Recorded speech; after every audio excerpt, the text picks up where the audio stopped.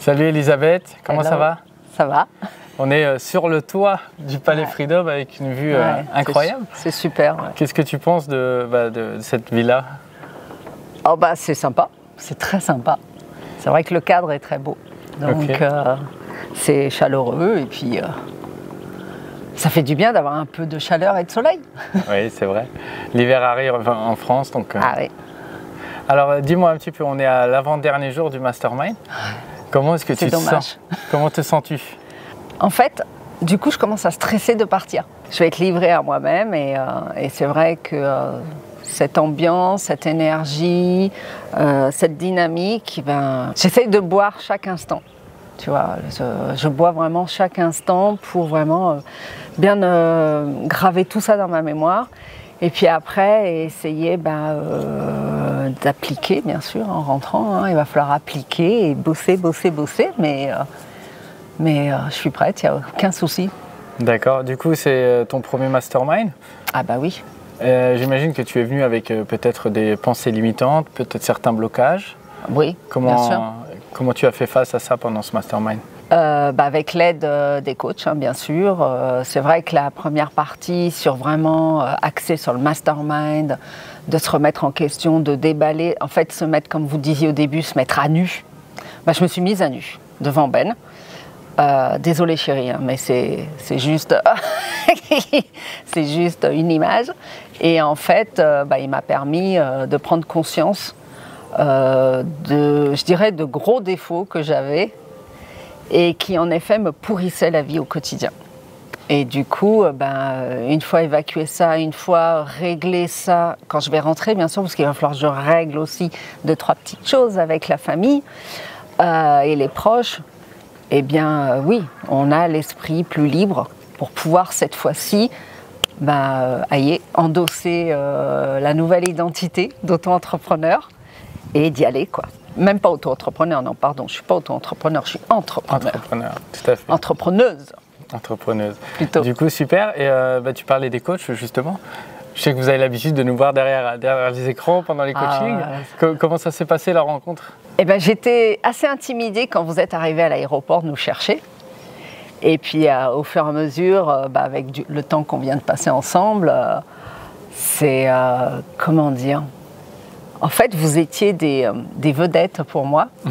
Et là, maintenant, vous êtes devenus mes héros. Si je peux m'exprimer ainsi. C'est que vous êtes vraiment tous bienveillants. Vous avez tous... Alors, bien sûr, vous êtes des super professionnels. Mais ça, c'est pas la peine que je m'étale là-dessus. Hein. Mais vis-à-vis de nous, il y en a qui nous foutent bien des coups de pied dans le cul, d'autres sont plus gentils, ils vont plus gentiment, mais c'est tout un ensemble. Vous êtes vraiment une équipe où tout ça combiné fait que c'est ça qui nous aide à avancer aujourd'hui, à profiter au maximum de notre mastermind et surtout à prendre toutes les informations, tout ce dont on a besoin. Vous êtes toujours dispo pour nous. Moi, la première, des fois j'hésite à vous déranger pendant les repas. Et en fait, j'y vais toujours timidement pour vous demander un conseil, surtout au moment des repas, parce que mon éducation fait que il faut vous laisser souffler. Enfin, on ne peut pas exiger d'un être humain qu'il soit disponible 24 heures sur 24. Et c'est vrai que non, vous nous avez bien fait comprendre que non, allez, il faut demander, il faut demander. Donc voilà, on vous demande, on vous sollicite. Et puis, côté ambiance, c'est génial. Vous savez mettre l'ambiance, vous êtes adorable, vous êtes, pour moi, vous êtes mes héros, mais en même temps, vous êtes des frères, parce qu'on est une famille. Et je sais que les grands frères, en fait. Et je vais m'appuyer sur vous, je vais certainement vous solliciter encore après. Et puis voilà, et j'espère maintenant, dans 1 an, 2 ans, peut-être devenir coach moi-même, parce que j'adore ce que vous faites. C'est noté, c'est noté. Du coup, si tu pouvais nous dire en seulement 3 mots, ton mastermind, nous décrire en seulement 3 mots. Je sais que c'est un exercice difficile, mais je te mets au défi en seulement 3 mots. Le premier mot qui me vient à l'esprit, c'est souffrance. Ok. Le deuxième? Délivrance. Ok. Et le troisième, je cherchais un mot plus fort, mais motivation. Mais je pense qu'il y a un mot plus fort, un synonyme, mais je le vois. Pour l'instant, il ne me vient pas à l'esprit. D'accord, ça marche. Si tu pouvais t'exprimer pour les membres qui vont voir cette vidéo, qui n'ont pas encore franchi le pas? Qu'est-ce que tu pourrais leur dire? Ce mastermind, je l'ai fait, j'ai pris cette formation en mars 2024. Et ce mastermind, il faut le faire le plus vite possible. Il ne faut pas attendre trop longtemps.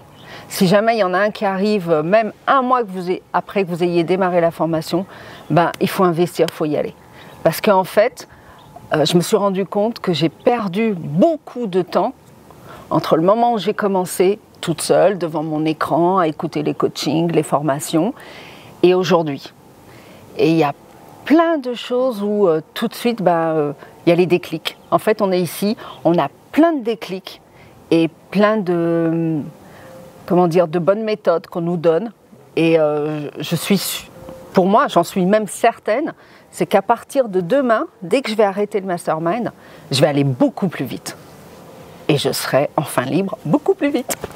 Ok, super Elisabeth. Merci beaucoup pour ton témoignage. Merci à toi. Et puis bon retour en France. Merci.